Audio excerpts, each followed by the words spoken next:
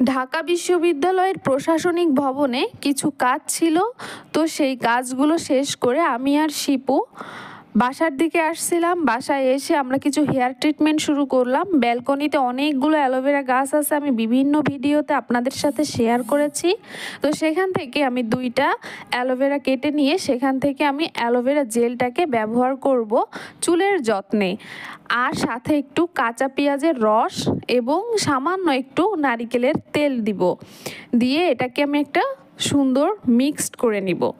এটা আমার চুলের যে উজ্জ্বলতা বৃদ্ধিতে সাহায্য করবে, এর সাথে সাথে এটা আপনার চুলের যে জট পেকে যায় অথবা যাদের চুল কোঁকড়া হয়, চুল আঁচড়াতে গিয়ে অনেক চুল ছিঁড়ে যায়, তো তাদের জন্য এটা অনেক বেশি উপকারী।